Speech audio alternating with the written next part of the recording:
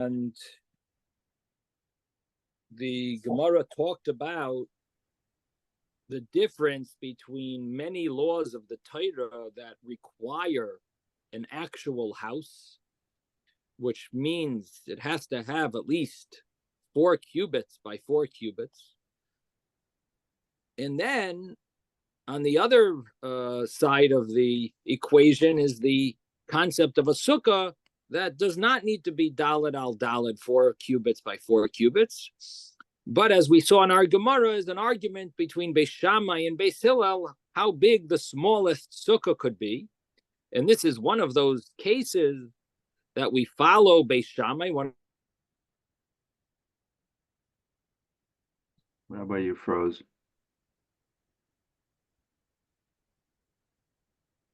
Rabbi, you froze. And we also lost him. We lost his sight. All right, he's on now. Can you see me now? Can you hear me now? Yes. Yeah, but you froze before. Just okay, no problem. Okay. So the looks like my computer might be working now, actually. Maybe I'll switch to the computer. Let me try that.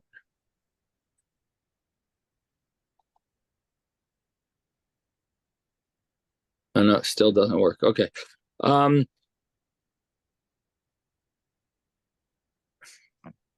So the law of sukkah is that the minimum size of a sukkah is an argument between Beis Shammai and Beis Hillel, as we saw in our Gemara. And this is one of those few cases that we paskin, we follow Beis Shammai. Tosfos on the previous side of the page 3a, Tosfos brought down a statement from Rav Amram Goin, one of the Goinim, which means right after the Gemara was completed, somewhere between the year 500 and during the next few centuries, there was a group of people called the Goinim. And the Goinim were the greatest scholars of that time. And one of them was Rav Amram, and Seder of Amram, and he paskined, he mentions that there's 6 places in Torah that we follow Beis Shammai. And one of them is on the size of a sukkah. And the size of a sukkah is the minimum size of a sukkah, which we said is basically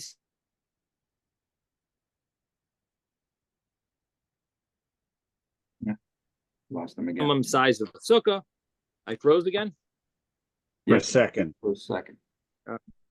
That the minimum size of a sukkah is 7 tvachim, 7 handbreadths by 7 handbreadths, which is zayin tvachim, which is about 21 inches by 21 inches, or according to some opinions, it's a little more than that, maybe about 7 times 4, 28 inches by 28 inches. Okay.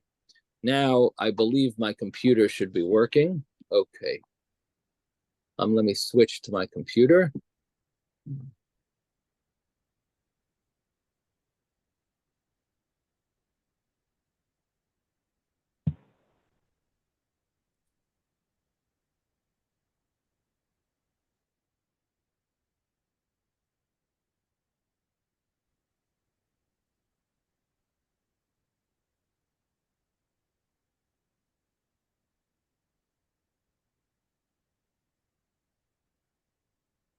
There you go.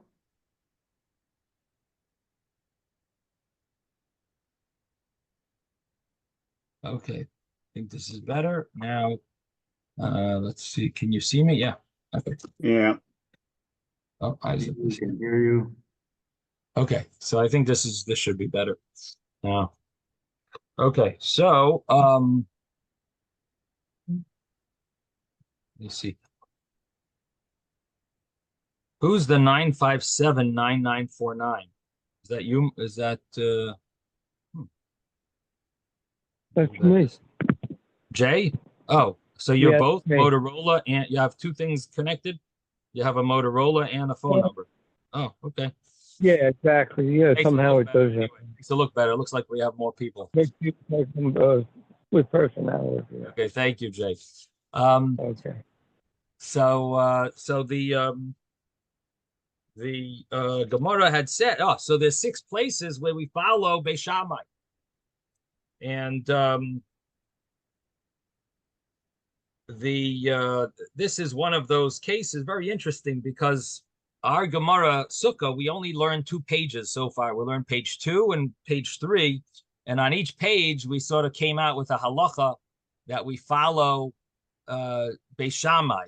Why? Because page 2, although it didn't really talk about Beis Shammai, but it talked about the opinion of that the Sukkah is in commemoration of the Anane Kavod, the clouds of glory. Clouds of glory, who's the source of that? Rabbi Eliezer, who was considered from the Beis Shammai, from the students of Shammai. And on page 3, we have the opinion of the smallest Sukkah of Beis Shammai, that it's a Zion al Zion, 7 handbreadths by 7 handbreadths. So we have 2 cases. We're going 2 for 2, 2 pages of Gemara and 2 halachas following, seemingly following Beis Shammai. Now, it's interesting. The laws of Sukkah have a few halachas that we follow Beis Shammai. The laws of Tzitzis also have a few halachas that seem to follow Beis Shammai with regard to the linen and wool, and with regard to how many strings, and with regard to how much of the, how long the strings should be. So, Rabbi, yes. can you tell us these 2 particular halachas that follow Beis Shammai? What's the alternate view of Beis Hillel? So the opinion of that I mentioned on page 2, which is Rabbi Eliezer, who happens to be from the family of Beis Shammai. It's not really called Beis Shammai, so it not necessarily is that Beis Hillel argues, but the opinion that argues, I think, is Rabbi Akiva, and we didn't actually learn it inside, but Rabbi Akiva says that the reason for Sukkah is that it's commemorating the actual huts that the Jewish people dwelt when they left Egypt. So there's Rabbi Eliezer's view that we were surrounded by clouds of glory, and the other opinion is that we dwelt in huts. It's questionable if the other opinion agrees with Rabbi Eliezer, that we also, it also is referring to clouds of glory, but in addition to that, it's also commemorating the huts that we dwelt in when we left Egypt, and or is it a exclusive view where he holds that the Sukkah is commemorating only the huts and not the clouds of glory? But anyway, however you learn, Rabbi Eliezer is from the family of from the opinion Beis Shammai followers, and he's of that opinion that it's clouds of glory. And here we have this opinion. This case is Machlekes Beis Shammai Beis Hillel, the size of the smallest sukkah. According to Beis Shammai, it's 7 by 7. Beis Hillel holds it's less than that. The simple understanding would be maybe 6 by 6, which would be because he holds the table you don't have to count the table. You don't have to count the table with your to be part of your sukkah, according to Beis Hillel.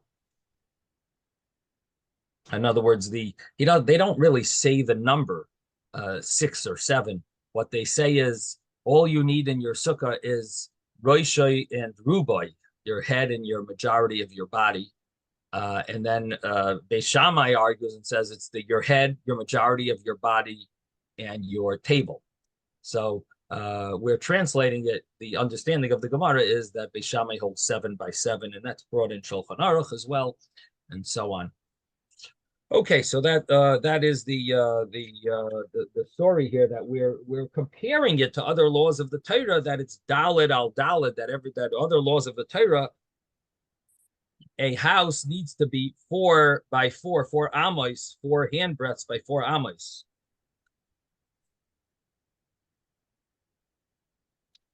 Now, the Gemara that we're up to is going to go through the details and the reasons why are there laws that are daled al daled. The Gemara yesterday, we just concluded that a sukkah is called a diras arai. It's called a dwelling place that's temporary, and that's why a sukkah does not fall into the same category of these laws, and that even the opinions that say, which seems to be the accepted view, that all of these laws follow a rule of 4 cubits by 4 cubits, that doesn't have any impact on what they're going to say the rule is with regard to a sukkah, because a sukkah is different. The sukkah is diras arai. It's a temporary dwelling. The temporary dwelling does not need to be 4 cubits by 4 cubits. Okay, so now the Gemara that we're up to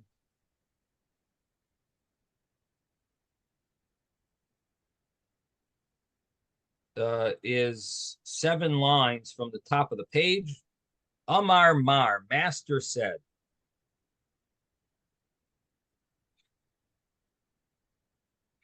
Now, I should also mention one other point, just the wording that the Gemara used, and that is that in the previous line or 2 lines, the Gemara used the term that for the other laws, you need to have a house that people would dwell in. In 4 cubits by 4 cubits, people would dwell in such a thing. If it doesn't have 4 cubits by 4 cubits, people would not dwell in it, and therefore it's not called a house. So it basically has to be dwellable. In other words, permanent dwelling. And if it has 4 cubits by 4 cubits, that would be used for permanent dwelling. Now, you could ask, well, what do you mean? There's probably some people who dwell in even little dog houses, right? So the answer is that yes, there are always going to be exceptions to the rule and exceptions to the norm, but the thing is, there's a concept of butla daitoi etzel kol adam, that there's a concept of the few people that are going to do that. We don't consider that significant because their opinion and their way of doing things is nullified compared to the way the world works, the way the world does things. And the way the world does things, that is not called a house that someone would live in. Now, the Gemara continues, and that's where we're up to, 7 lines from the top, page 3b. 3b, 7 lines from the top. Amar Mar, Master said. Rabbi, Yes. can you just clarify the difference between the daled by daled as opposed to the 7 by 7?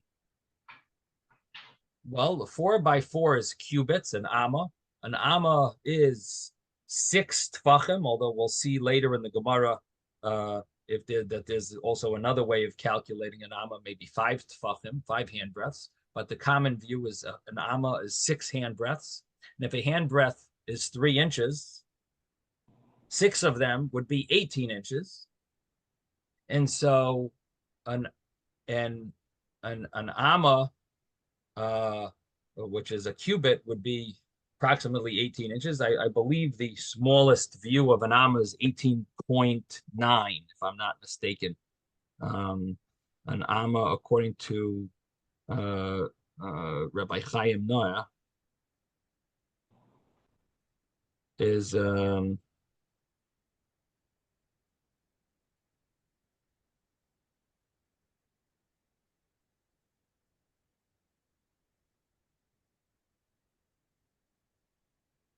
18.9, yeah. So that's a cubit. When we talk about 7 by 7, that's a handbreadth. That's about 3 inches. Okay, so that's the difference. I don't know if that's what you wanted to hear, David, but that's No, I'm just wondering the application of both of them. One versus the other. Okay, so let's compare it all to inches.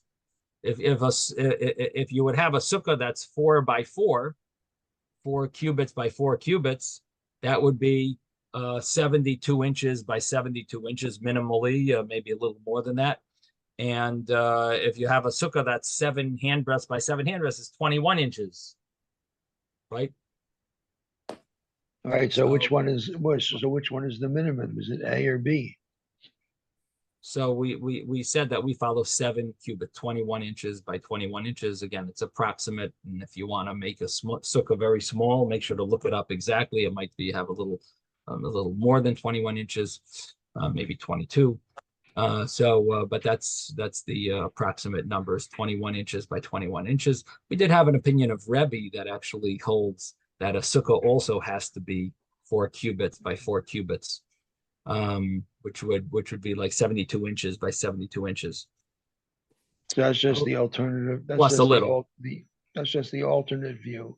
Yeah, which is not accepted in halacha. Not accepted in halacha. Okay, now that Jeffrey's here, I just wanted to mention I did look up in the Piskei Teshuvos about this scenario that Jeffrey was talking about, having a sukkah in a sukkah, having a table inside a sukkah, that the table is partially under schach, that's puzzle, that's invalid, under the roof, that's invalid, or like an overhang, in having your table there, or having majority of your table there, having all of your table under the overhang. How does that work with regard to the laws that we learned about, that if you have the way Shulchan Aruch paskins, which seems to follow Beis Shammai's view, even in a case of a large sukkah, you can't have your table in the house while you're eating in the sukkah. If your house is right next to your sukkah, you can't have it that way. So the question was, what about if your table is inside your sukkah, but it's under schach that's not kosher? Would that fall into the same category? So there's the Piskei Teshuvos brings two things.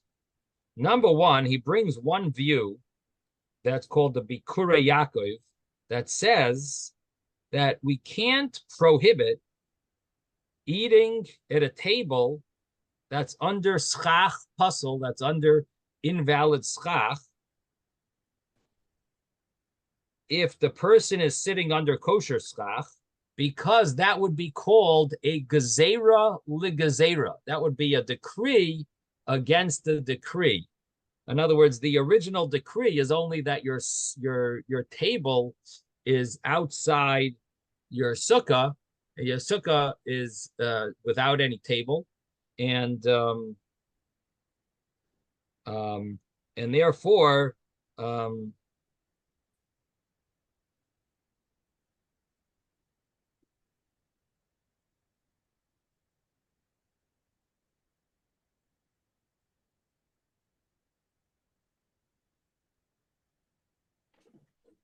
he says that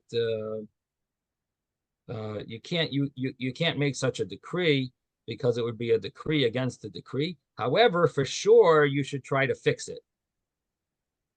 Now, it's a little unclear if he means a regular case, that it's under schach puzzle, because he adds a word there. It's called schach puzzle midrabanan.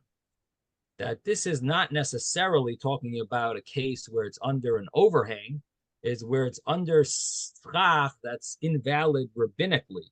So it could be that he's only talking about a case where it's schach that's invalid rabbinically, but it's really kosher biblically, and maybe that's the case that he's talking about. And there he says it's called a gzera to a gzera, one decree against another. You can't add one decree against a rabbinic decree. Could be that what he's saying is that if it is a real puzzle schach, then it would be part of the same decree, that your table is outside of your sukkah. Now that's one point. So in other words, it's a little unclear. I'm going to speak it over with some other rabbanim. I want to hear what they have to say about this Bikurei Yaakov. So I'll get back to you about that, how they want to learn it. But the other thing that he writes is that there seems to be different opinions as to how much of the table needs to be in the kosher, under the kosher schach, in order for it to be okay. So he brings, if the majority of the table is in the house and there's one hand breadth, which would be like 3 or 4 inches, that's inside the sukkah, So he brings an opinion that that should be permissible because you could have a table that's the size of a handbreadth. And that's from the Chaye Adam. And then he says, if he brings another opinion, that you need the majority of the sukkah to be under kosher schach. And that's the Birkei Yosef. Birkei Yosef says that you need to have the majority of the sukkah under kosher schach, and which would mean even a drop over the majority. So if your table is a 2-foot table, you need 1 foot to be a little more than 1 foot of the sukkah of the table to be in the kosher sukkah area.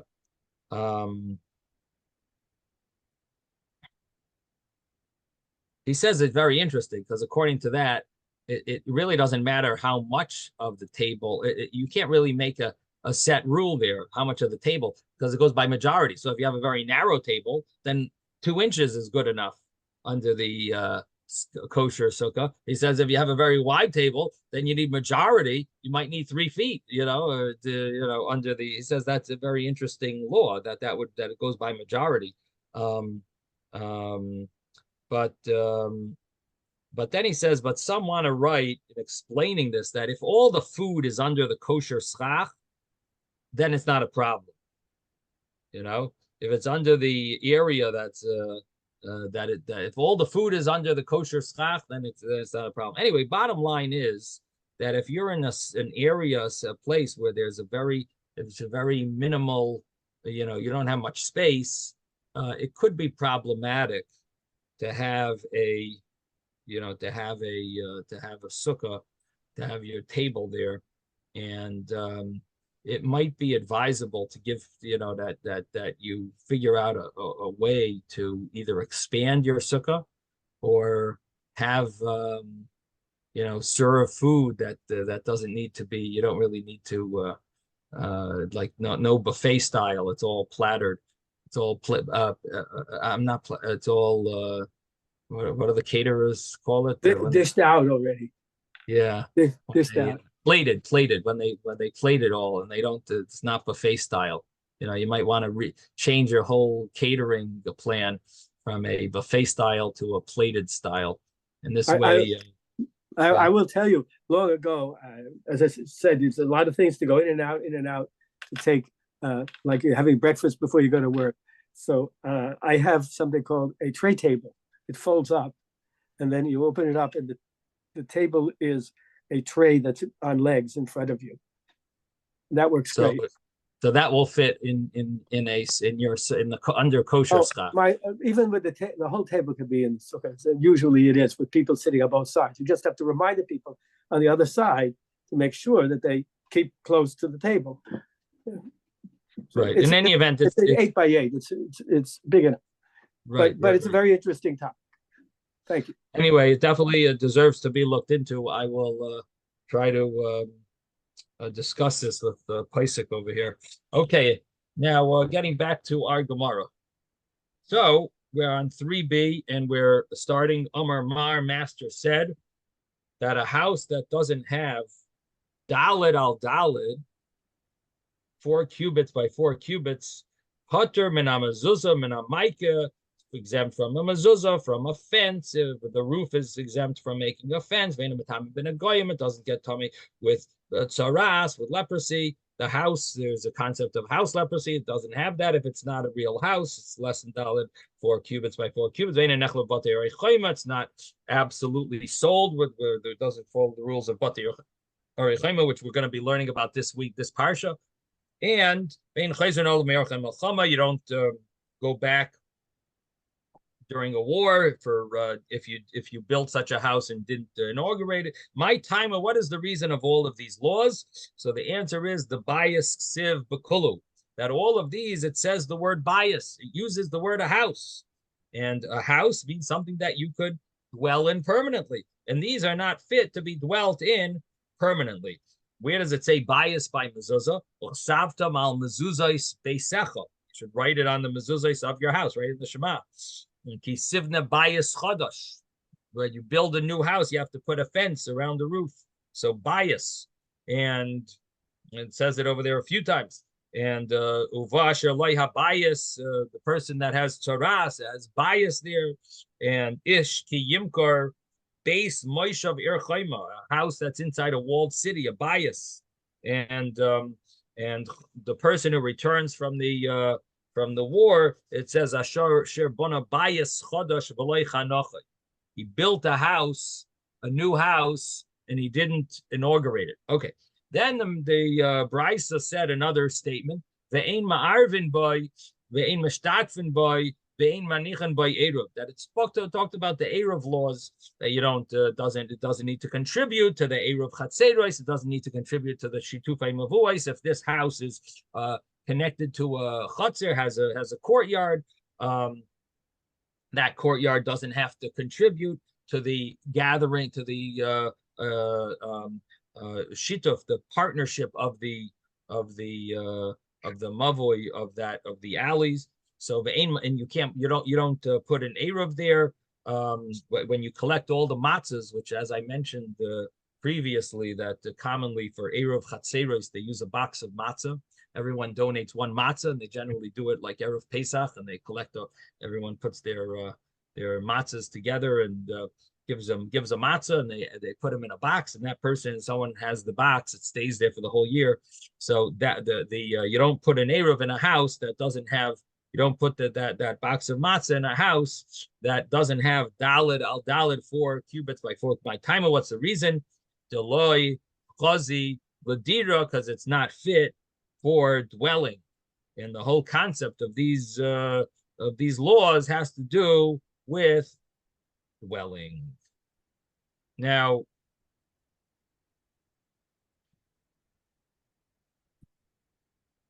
the Gemara says that chatzeros and manichin. Now, when it comes to the chatzer, the courtyard, you don't place this into the courtyard of a house that's very. You don't put this when you do a eruv chatzeros, eruve chatzeros in manichin, but you don't put the eruv chatzeros, the box of the matzah, you don't put into the house that doesn't have 4 cubits by 4 cubits. Aval shituf manichin boy, but the shituf of mavuos, if you have a number of courtyards opened up to an alley, that you would put into such a house. My timer, what's the reason? Why would it work for shituf that you could place the whatever you gathered, the food items that you gathered to be considered a shituf for a mavoid, that would be acceptable to put into a house that doesn't have 4 cubits by 4 cubits. So my timer, why is that? To like gara mechotzer sheba mavoid, it is no worse. A house that has less than 4 cubits by 4 cubits is no worse than a courtyard itself, because that a courtyard itself, you would place a shituf mavuos. You could put the partnership of the alley in the chutzner. So if you could put it in the actual courtyard, you could put it in this house, which is no worse than a courtyard.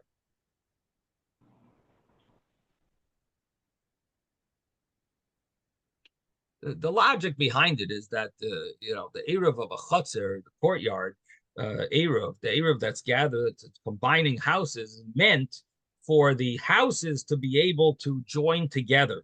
So it has to be in a house. You're trying to join the houses. It's not a house. You want it to be considered like they're all considered living in one house, that they're all part of one house. It needs to be put into that one house, that you want them to all be considered that they're partnering into the living in one house. On the other hand, the whole purpose of the shituf mavuos is gathering the courtyards. Not about houses, it's about the courtyards. The courtyards are not meant to be dwelled in, and therefore you don't have to put it in a place of dwelling. It's good enough you put it in the anywhere in the courtyard. So this is part of the courtyard. Now, in other words, they're it's in the airspace of the courtyard, basically. Yeah. So that's the reason. Ditnan, as we learned in a interesting, the Gemara uses the word here ditnan, but it's really a brisa. and they want to switch it to the word Tanya. I don't know if you have that on the side, but the Tana normally means a Mishnah, and really this is a brisa anyway. So we the Tanan, because it was learned in a brisa, a ruve chatzeros b'chatzer, you put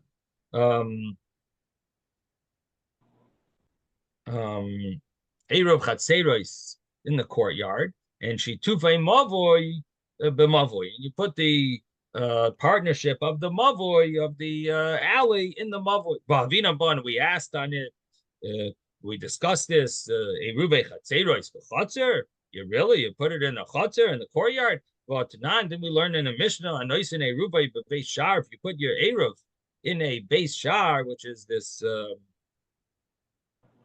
guardhouse, a little achsadra, some type of a room that's not exactly full, doesn't have walls, but it has a roof, the marpeses, and some type of a porch. So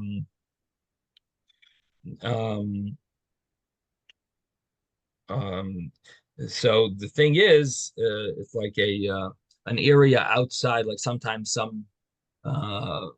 some buildings have like a corridor that you go from the outside, you go along this corridor to different rooms, different apartments. So that corridor that's outside, like it's like a porch, but it's used, people walk along it to their apartments. So they go up the steps, and they go on this merpesa. So if you put the eruv there in these places, it says einoi eruv. It's not considered an eruv because you're supposed to put it in a place of dwelling. V'hadarsham eino yoser, and the person that dwells in that does not need to contribute. He's to the eruv. He's not. He doesn't prohibit upon everyone else if he doesn't contribute, because he's not considered dwelling. It's not a place of dwelling. So the Gemara says, what does it mean that you put it in the eruv chatzeros? That you put this eruv, meaning the box of matzah, you put it in the courtyard. It means, rather say, it means that you put the eruv chatzeros, this joining together of the that you're considered to be all dwelling together, that you joined, you put matzah all together, everyone contributed a matzah. So that eruv chatzeros, you put it in a bayis, you put it in the courtyard, it means you put it in a house that's part of one of that part of that courtyard. And when you put the shitufei mavois, the partnership of those that are all part of one mavoy, a part of an alley, in other words, all the courtyards that want to join together, be part of one alley. So that is considered that the place you put that food is b'chotzer sheba mavoy. You put it in the courtyard of the mavoy. So in other words, and therefore it would be okay even if it was placed in a hut that's not daled al daled, that's not 4x4. V'hai, in this house that's not 4x4, like garam echotzer sheba mavoy, it's no worse than a courtyard that's in a mavoy, that's part of a alley that's connected to one alley together with other courtyards. It's fine to place it there in this little hut that's not daled al daled. Now the Gemara continues and explains so this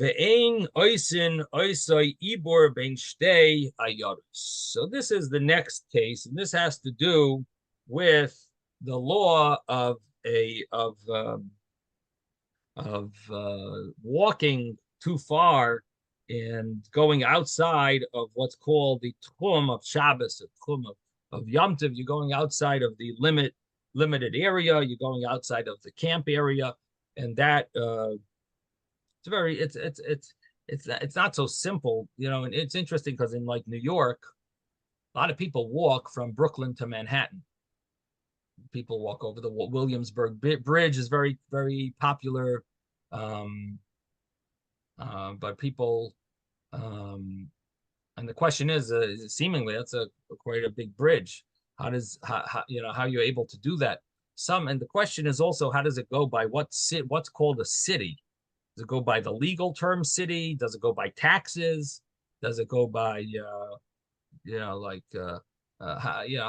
what's considered, where does it, a neighborhood, a village, like where do you draw the line of what's considered a city, what's not considered a city?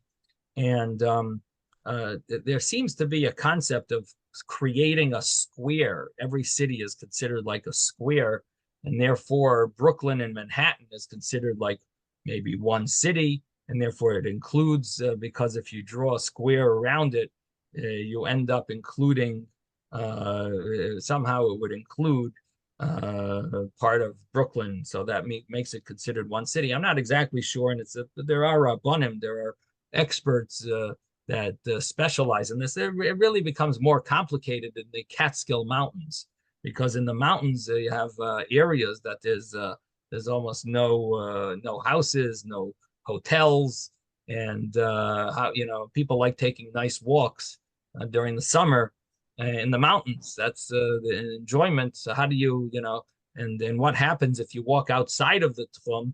You're stuck. You can't really go anywhere. You have to just stay in your place until after Shabbos. So it gets complicated. And even if you do go, let's say you go and you find yourself in a new campsite, in a campsite where there's so there are cases where they've told the guests, guess what? You're not allowed to move. You have to stay right here. You just walked from Lake Sheldrake or from this other Ellenville, and you walked from there. Oh, guess what? You're stuck here. Sorry to tell you this, but you walked all the way from there. You cannot use our facilities over here and just walk around. You got to stay right where you are till after Shabbos, because you've walked already too far and you've gone outside of your Tchum. So it becomes complicated in the laws of Tchum Shabbos. And as I mentioned, there are cases where something is just beyond your Tchum, where you could put, and this is what our Gemara is talking about, where you would, our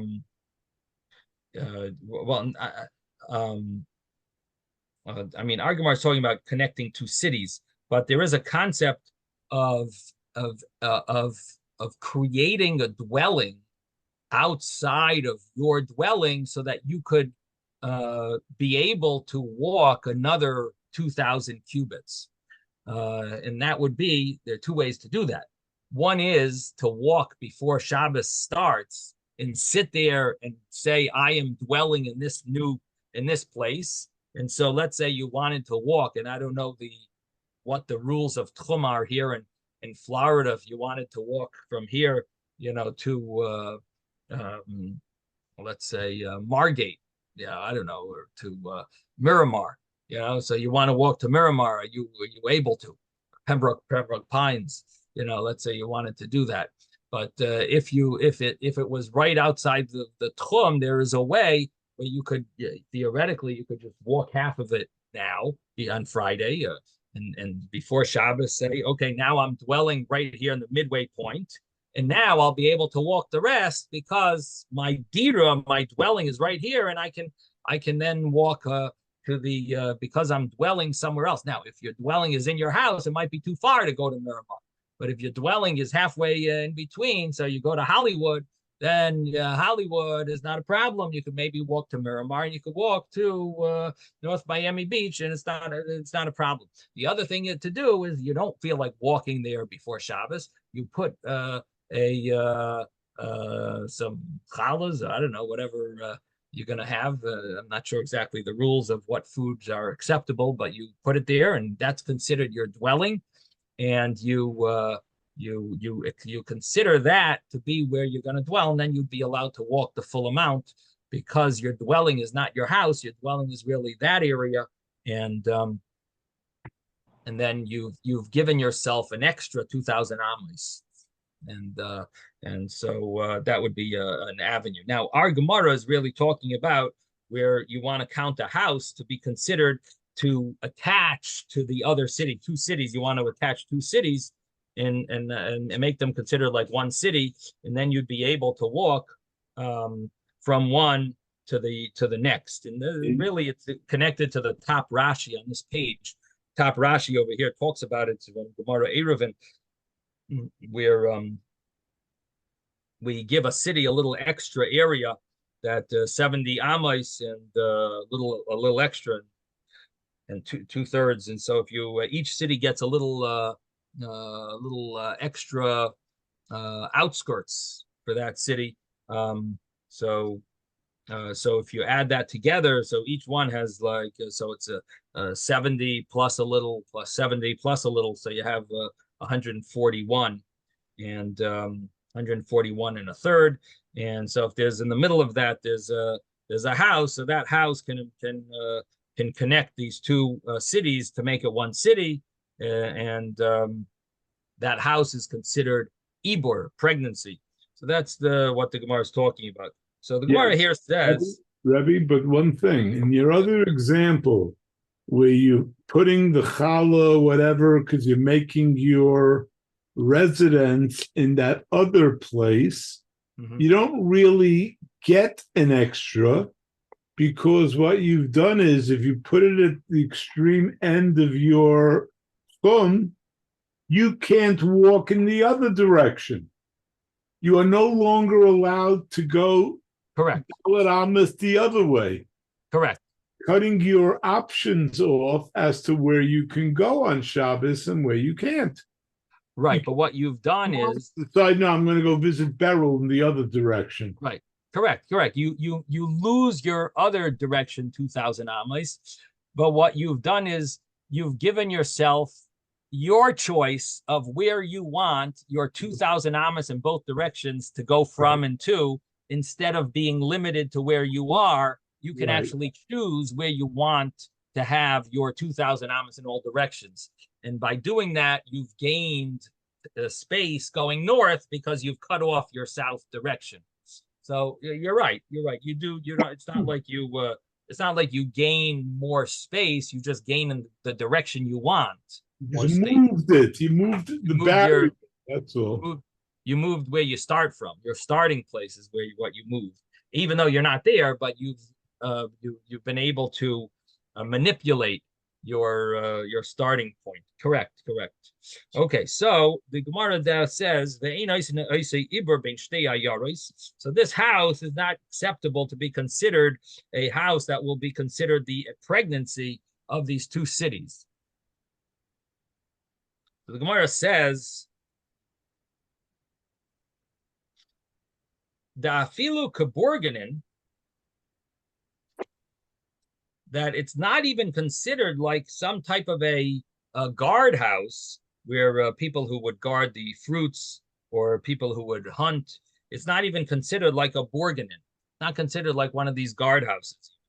Loy mashavina lo, we don't consider it, because those type of houses do help, and they are acceptable to connect two cities, but this house isn't. Now the Gemara seems to be a little surprising, a little surprised. My taima, so why is that? So the Gemara answers, because borganin chazu lemelsayu, borganin, this is fit to what it's meant for, which means it's meant to be a hut for one night, to sleep for one person. That's what it's meant to do. While he's guarding the fruits, he's he can hang out there. And the high, but this, which is a house, loy chazi lemilsei, it's not fit to be a house. So since it's not fit to be a house, therefore it is considered not a proper house, and therefore it's not acceptable. There's discussion here. See, the borganin is made from a very weak material, but there is discussion that maybe it's actually larger than the hut that we're talking about. That's not dalet al dal. So even though you could have a house that's made from stone, but it's not 4 cubits by 4 cubits, that's not good. But a borganin that's made from little reeds or something, but the fact is, it's actually larger. That could be one way of learning, or the other way of learning is that no, that also doesn't have 4x4. But the thing is, it's fit for what it's meant for, and therefore it's considered acceptable. This is not fit for what it's meant for. It's meant to be it's a house, but it's not a house. So that's what the Gemara basically says, that it's not fit for a house, so it can't be considered a house, and therefore it is not acceptable to add a area, another city, onto your city to make it considered like one big city. So that is the law about the small house doesn't work. Now comes the Gemara and says, that brothers and partners do not divide such a house, force their partner to divide it. Basically, as we mentioned yesterday, that there are scenarios where you can force your partner to break up and say, listen, I'll take half and you take half. The problem is some things are not breakable. Some things are not, you can't cut them in half. There are certain things you could, maybe a big field, if you want to cut it in half, you could cut it in half. But if you have a house that's not even Dalit al Dalit, that's not acceptable. You can't force your partner and say, listen, this hut is worth, $50,000. Here's $25,000. I'm sorry, let's cut it in half. Mine, it doesn't work that way. You can't cut this in half. It's not worth it. It won't have the value of $25,000 if you cut it in half. Maybe it has 50,000 now, but it won't have, if you cut it in half, you can't use it for anything. The Gemara says here, time of the less Be'arba Amos. The reason is it doesn't have Dalit Amos, it doesn't have 4 cubits. But is Be'arba Amos Cholkin? If it did have 4 Amos, would you be able to divide it? Didn't we learn in a Mishnah? Don't you need 4 Amos for each? Our Brisa seemed to say it doesn't have 4 Amos. It's not divisible. But the Mishnah in Baba Basra says that you need to have 8 Amos to make it divisible. Is that the right word? Divisible? So yeah, divisible. Okay, so you need 8 Amos. So the Gemara answers, Ela Amos say Ein boy din chaluka b'chotzer. It doesn't have a din of chaluka in a chotzer, the way they divide up the courtyard. It doesn't have those laws. What does that mean? Because when brothers inherit a property with houses on it, so there's 2 opinions as to how the courtyard is divided up. But a house that doesn't have 4 amos, it's not considered as a house on its own. And it would not get a portion in the courtyard when they divide up the courtyard. And the same thing would apply to partners, that they want to divide the courtyard. What was that? I said it makes sense, because if it was 4x4 and you divide it in half, or even in any way, shape, or form that you want, you still would never, you still won't have something that you can call livable in terms of the sukkah. Right. So but here we're jumping. Well, even if it was 2x4, it still is not the size of a basic sukkah. So I think that when the divisions are being made, the assumption is that whatever you divide will still have the name of the thing that you divided. Okay. Now I should just mention, we're not really talking about sukkah now. We're talking really about an actual house that's used for living, used permanently. Because when we sort of like pushed aside, we're not talking about sukkah now. We're talking about brothers dividing up. And initially, the Gemara thought it meant they inherited a house. Can they force each other to divide it? Now the Gemara is saying it actually doesn't refer to that. because for that, you would actually need 8 amis. You would need 8 amis so that each one could have 4 by 4. Each one could have, you would need 8 by 4. Acceptable minimum. And that's a minimum size house. 4 by Minimum 4 size is a house would be 4 by 4. So if you Right. add that and So double if that, you it's 8 by started- 4. Right. So if you started with a 4 by 4, Yeah, and it you wouldn't divide be it in half, it'd be 4 by 2 or whatever shape wouldn't that be- you want. right. That does not have the name of a house. Right. So the Gemara's answer is that can't be the meaning here. So now we got to figure out what the meaning is. So the Gemara now jumped to a new idea that we're dividing up the courtyard that's in front of this house. We're not dividing up the house, we're dividing up the courtyard. So it doesn't have a law of the division of the courtyard if it's such a small house. That some houses get certain portion of the courtyard. Let's see. Dama Rav Huna, because Rav Huna says, the courtyard is divided based on the entrances. According to the entrances, that's how the courtyard is divided. So, for example, if one of them got 3 small houses, one of the brothers, the other one took a very large house. So there's 4 houses on this property, and the father passed away. And so now you have 3 houses that are small, 1 big mansion. They want to divide it. So one of them is going to get the mansion. The other one is going to get the 3 small houses. So the one that gets the 3 small houses, he is going to get 3 portions of the courtyard. And the one that gets the mansion, he gets 1 portion of the courtyard. And that's how they're going to divide up the property. Now, Are they equal portions of court? I mean, so suppose that a courtyard were, let's say 80 by 80. So if you were to divide that by 4, that'd be 20 by 20, which means that the big house gets 20 by 20. 20 by 80. 20 by 80. Each one gets 20 by 80. Does that make sense? Why? Oh, 20 by 20? 20 by 80 plus 20 by 80 is 40 by 80. 20. Yeah. Right. I guess. One would Yeah. get 20 by 80, the others would get 20 by 80. Everyone 20 gets 20 by 80. Each house gets 20 by 80. Right. That's Rav Huna. Rav Chizda argues, and he says,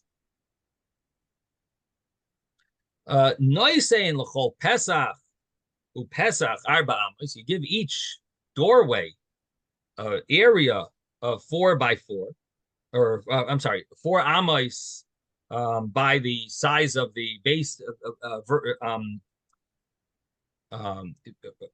4 amos by the size of the door.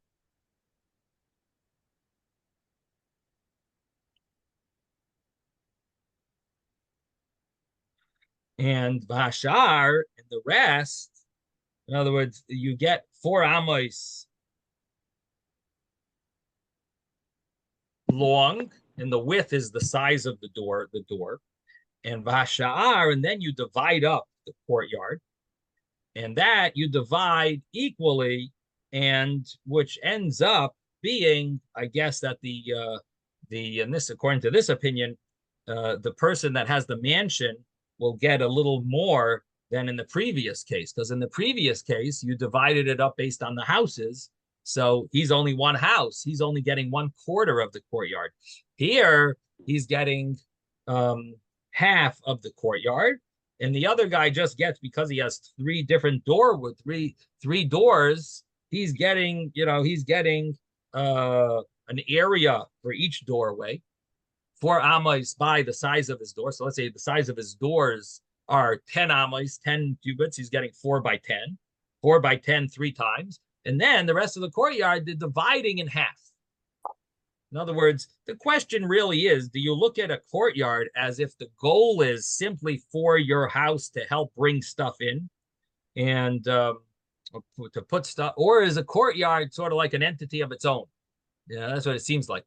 So if the courtyard is all about having an area to bring stuff into your house, so you divide it based on each house. Each house needs its own courtyard, because in order to bring stuff into this house, I need an area the biggest. I need a courtyard, and then or is a courtyard sort of like an entity of its own? So you're sort of like dividing each thing separately. You're dividing the houses, and then you're dividing the courtyard.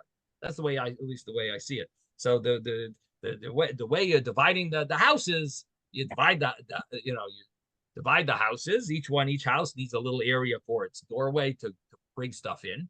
And then the courtyard is sort of like an entity of its own. Now you divide the courtyard in half. So that's the Rav Chisda's opinion, that each house gets his 4 amos by the size of his door. But in the rest, you divide in half. And that's what it says, that what happens if you have a house that doesn't have Dalet al Dalet. So there, it doesn't get any area of the courtyard, not according to one opinion, not according to the other. Neither opinion do they.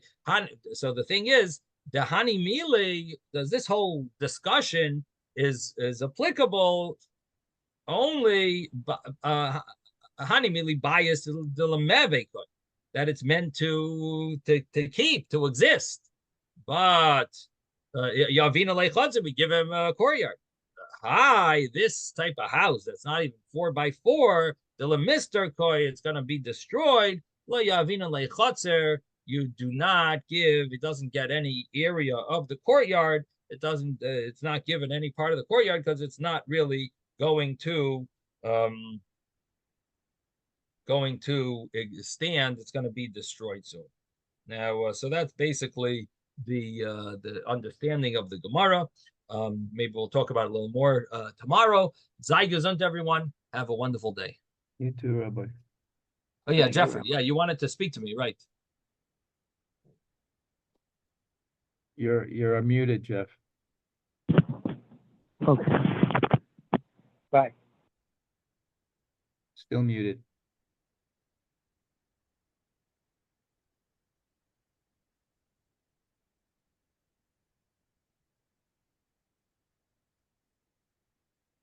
You're muted. We'll call each other. You're still Okay. muted. Thank you, Rabbi. Okay, sei gesund. Bye.